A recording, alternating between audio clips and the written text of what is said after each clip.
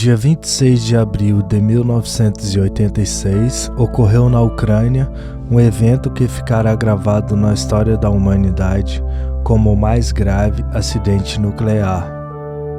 A construção da usina nuclear Vladimir Lenin, conhecida como Chernobyl, teve início em 1970. Nessa época, a União Soviética estava desenvolvendo seu programa nuclear, e Chernobyl foi a nona usina a ser construída nesse contexto. As primeiras usinas nucleares foram estabelecidas no final da Segunda Guerra Mundial. No entanto, essas eram usinas destinadas a testes e pesquisas científicas. Não estavam conectadas à rede elétrica.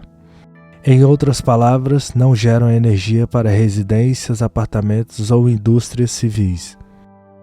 Uma observação importante é que logo após a Segunda Guerra Mundial, a palavra nuclear evocava a imagem das bombas atômicas usadas no final da guerra, alimentando a Guerra Fria entre os Estados Unidos e a União Soviética, o que tornava o medo de um possível ataque nuclear uma ameaça constante. No entanto, ambos os lados estavam cientes disso. Na época, acreditava-se que a energia nuclear poderia suprir as necessidades energéticas da vasta extensão territorial da União Soviética. No entanto, isso trouxe à tona desafios relacionados à demanda energética e aos recursos econômicos, especialmente em áreas mais afetadas. Para lidar com essa questão, o programa nuclear soviético teve início em 1951. Visando levar recursos às regiões necessitadas. A primeira usina nuclear do mundo conectada à rede elétrica começou a ser construída, sendo um marco tecnológico e motivo de orgulho para a tecnologia nuclear soviética.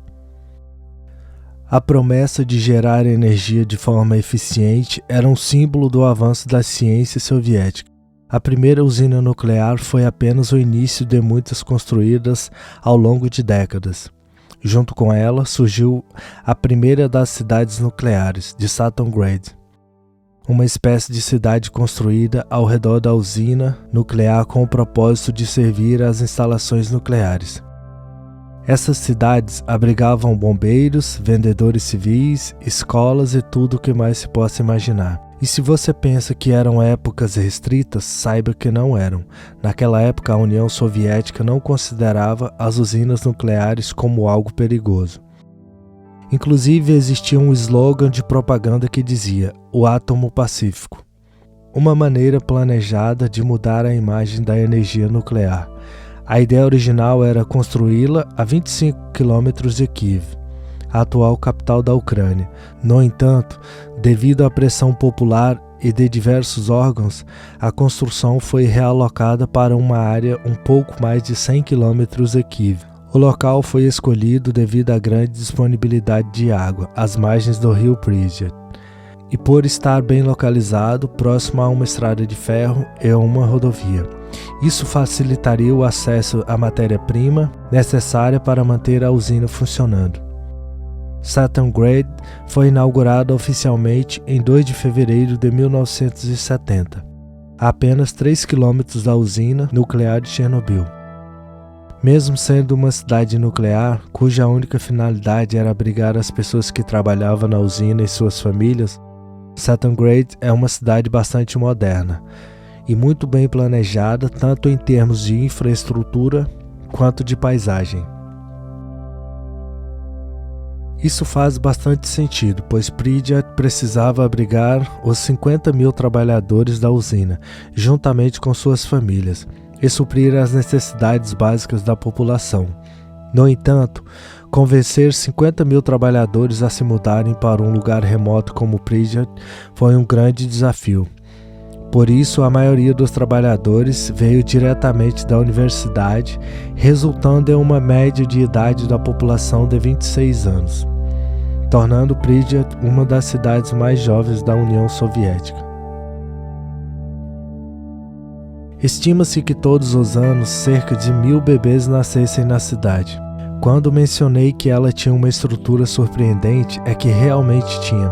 Havia jardins de infância, escolas de ensino fundamental e médio para quase 10 mil alunos. Um hospital com capacidade para 410 pacientes, 35 parques, um cinema, estádios de esportes, academias e muitas outras facilidades. De fato, Pripyat chegou a abrigar 49 mil pessoas quando o acidente aconteceu. Os reatores RBMK eram considerados bons na época, por alguns motivos. Primeiramente, eram extremamente baratos de serem construídos, o que permitiu sua rápida montagem e acelerou a expansão do programa nuclear soviético como um todo. Além disso, podiam servir não apenas como geradores de energia elétrica, mas também como usinas de produção de plutônio, um subproduto de sua operação. O uso de reatores nucleares do tipo RBMK para a produção de plutônio, principalmente para fins militares durante a Guerra Fria. Esses reatores eram escolhidos pelo programa nuclear soviético devido à sua eficiência financeira e à capacidade rápida de construção. No entanto, esses reatores enfrentavam problemas, operando essencialmente como grandes máquinas a vapor em usinas nucleares. O funcionamento básico de um reator nuclear RBMK envolve o uso de urânio como combustível. Como ocorreu em Chernobyl, o urânio emite energia ao decair, aquecendo a água que está em contato próximo ao combustível. O vapor resultante dessa água aquecida é dirigido para girar turbinas, girando a eletricidade. Esse processo pode ser repetido enquanto o reator estiver em funcionamento, aproveitando o calor do núcleo para aquecer a água e gerar energia elétrica. É importante diferenciar o funcionamento de uma bomba nuclear de uma usina nuclear. A bomba busca um rápido decaimento do combustível nuclear para liberar toda a energia de uma vez, enquanto a usina nuclear visa manter o decaimento constante ao longo do tempo, para gerar energia continuamente. Para controlar as reações em uma usina, são utilizadas hastes de controle, que absorvem nêutrons para regular a velocidade da reação em cadeia e evitar que ocorra mais rapidamente do que o desejado. Uma usina nuclear bem gerenciada deve operar com alta segurança e baixo risco de acidentes, mas os reatores RBMK não atendiam a esse padrão. O design desses reatores apresentava problemas de segurança, especialmente devido ao uso de água como refrigerante e grafite como moderador. Isso é peculiar porque a água, além de refrigerante, também funcionava como absorvedor de nêutrons. A presença do grafite como moderador nos reatores RBMK criava uma condição perigosa. O conceito de coeficiente de vazio positivo, comum em reatores refrigerados a água, onde a presença do vapor dentro do reator afeta a relação entre líquido e vapor. Esse fenômeno pode ser crítico em situações de operação do reator. Uma grande parte dos reatores nucleares em todo o mundo utiliza a água tanto para refrigerar os reatores quanto para moderar os nêutrons. A água desempenha um papel especialmente porque, além de moderar os nêutrons, também os absorve. Isso resulta em um coeficiente de vazio baixo ou negativo, tornando esse tipo de reator bastante seguro. A razão disso é simples. Nos reatores que utilizam água, ela desempenha 3 funções simultaneamente: absorver nêutrons, moderar nêutrons e resfriar o núcleo. Como consequência, se, por algum motivo, a água for removida do reator, ele para. Você remove não apenas o agente que estava absorvendo os nêutrons e mantendo a reação sob controle, mas também o que estava moderando os nêutrons e permitindo a continuidade da reação. Isso é seguro, porém, no caso dos reatores RBMK, o grafite era usado como moderador. Portanto, além da água que já desempenha o papel de moderador, você tinha o grafite desempenhando essa função adicional. Isso pode ser perigoso em um reator como o de Chernobyl. Se por algum motivo você ficar sem água, perde-se o agente que estava absorvendo os nêutrons, mas o moderador de grafite ainda está presente. Isso faz com que a reatividade aumente e você perca o controle da reação. Com essas e outras falhas de segurança, um acidente nuclear em Chernobyl ou em qualquer outro reator RBMK russo não era apenas uma possibilidade, mas uma questão de tempo. À 1h da madrugada, o reator número 4 da usina nuclear de Chernobyl estava operando normalmente. Um teste de segurança estava marcado para coincidir com o desligamento planejado do reator número 4 para manutenção. O objetivo do teste era verificar como o reator seria operado em uma situação de emergência. A situação era a seguinte: os reatores RBMK necessitam de água para o resfriamento.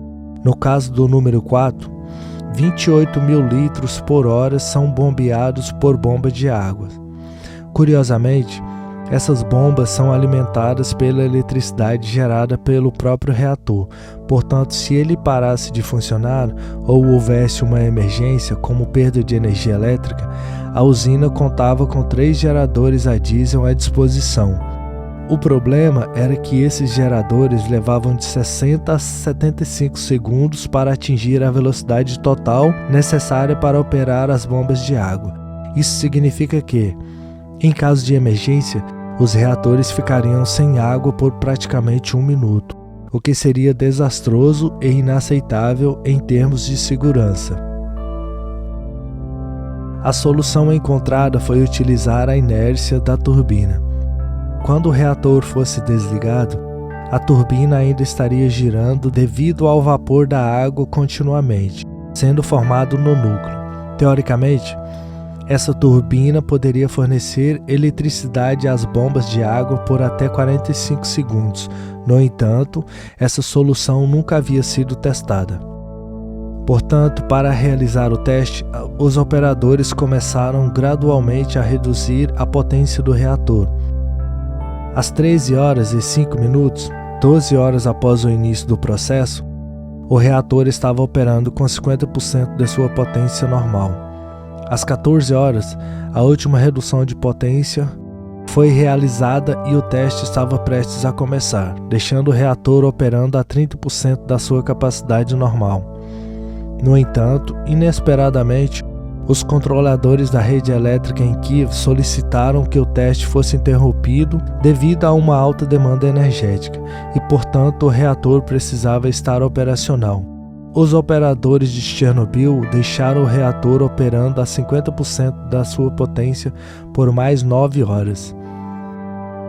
Às 23h04, os controladores em Kiev permitiram que o teste continuasse. E foi nesse ponto que as coisas começaram a dar errado. O teste deveria ter sido realizado durante o dia, com uma equipe devidamente preparada. No entanto, naquele horário, o turno do dia já havia terminado, e o teste continuaria com o turno da noite, o que não estava adequadamente preparado. À meia-noite, o novo operador encarregado do teste, entre as pessoas na sala de controle, era Alexander Akimov, o chefe do turno noturno. Leonid Tupknov, operador da sala de controle, Anatoly Dyatlov, e o chefe engenheiro da usina de Chernobyl, Alexander Akimov, realizaram o teste. O reator precisava estar operando a 700 megawatts, e essa potência foi alcançada a 0h05. No entanto, dentro do reator, o xenônio-135, um subproduto do decaimento radioativo que absorve nêutrons, começou a se acumular, um processo conhecido como envenenamento do reator. Como consequência, a potência continuou a diminuir, apesar de nenhum operador ter realizado mais alterações. Às 0h28, o supervisor do turno noturno, Alexander Akimov, iniciou uma discussão com o chefe engenheiro da usina, Anatoly Dyatlov. Alexander argumentava que o manual indicava que a potência do reator não poderia ser menor do que 700 megawatts, enquanto Dyatlov, que tinha um cargo superior, afirmava que 200 megawatts seriam seguros. Como ele tinha a palavra final, o teste prosseguiu. A potência do reator continuou a diminuir devido ao envenenamento pelo xenônio, chegando à quase potência mínima aceitável. Ao desativarem o reator, quando a potência chegou a 5% do mínimo necessário para realizar o teste, os operadores da sala de controle tomaram a decisão de retirar a maioria dos hastes de controle para aumentar a potência. No entanto, o reator tornava-se cada vez mais instável. Apesar de conseguirem novamente atingir a potência de 200 megawatts, o envenenamento pelo xenônio continuava a aumentar. À 1h21 da manhã, um trabalhador próximo ao reator notou que a tampa das hastes de controle estavam pulando sem parar em cima do reator. É importante ressaltar que cada uma dessas tampas pesava 350 quilos. Com quase todas as 211 hastes de controles removidas, o teste do núcleo do reator teve início a 1h23 minutos e 4 segundos. Nesse ponto, todas as bombas de água que resfriavam o reator estavam funcionando com baixa energia, o que produz a quantidade de água capaz de alcançar o sistema.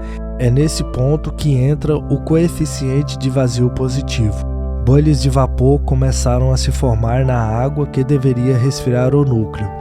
O vapor, ao contrário da água líquida, quase não consegue absorver nêutrons. A reação estava completamente descontrolada à medida que mais água se transformava em vapor.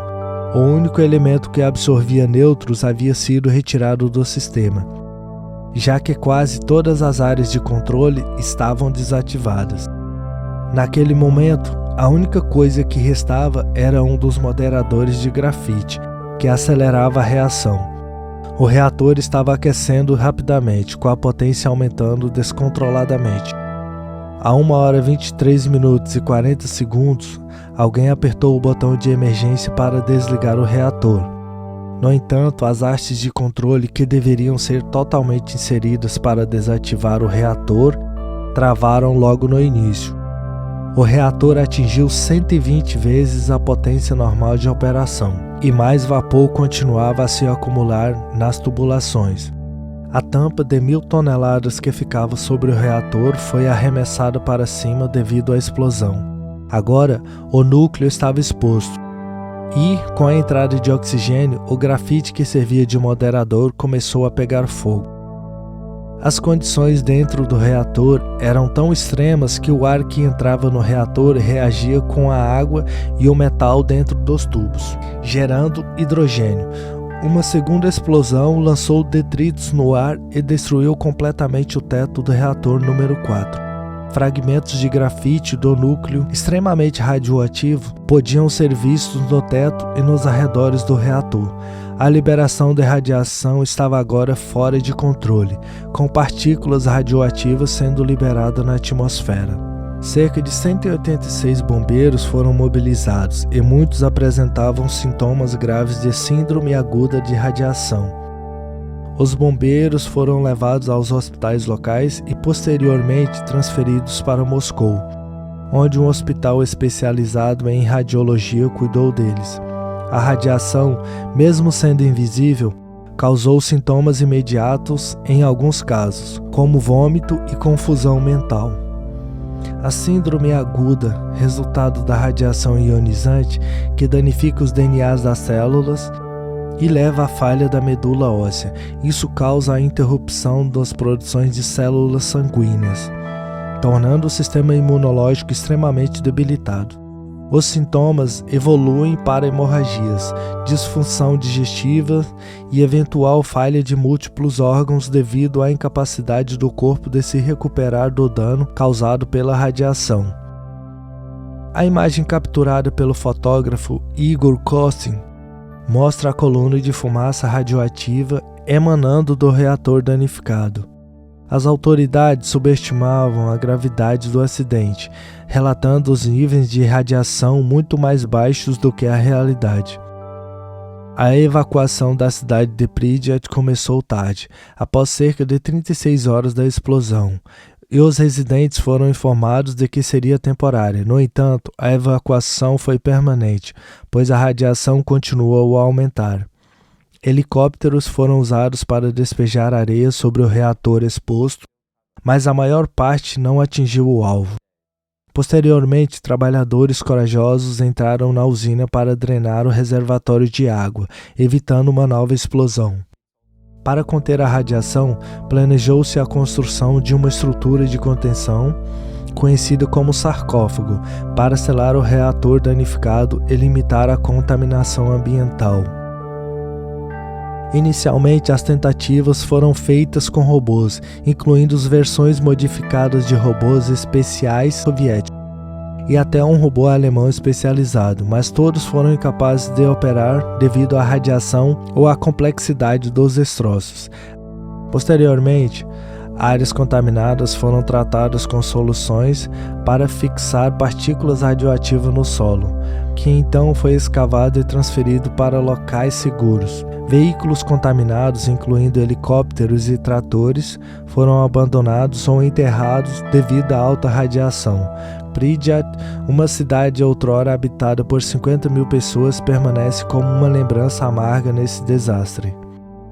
As vítimas diretas do acidente foram oficialmente reportadas como 31 pelo governo soviético, mas estimativas alternativas sugerem números muito maiores, chegando a 93.000 afetados. O impacto se estende além das fronteiras da Ucrânia, afetando também Belarus, que perdeu centenas de vilas devido à contaminação. A zona de exclusão de Chernobyl continua interditada até hoje, destacando a dimensão do desastre nuclear. Chernobyl é mais do que uma história sobre energia nuclear, é uma narrativa abrangente sobre política, engenharia e sofrimento contínuo das pessoas afetadas. Pripyat serve como um lembrete das consequências devastadoras quando a segurança não é priorizada em operações nucleares.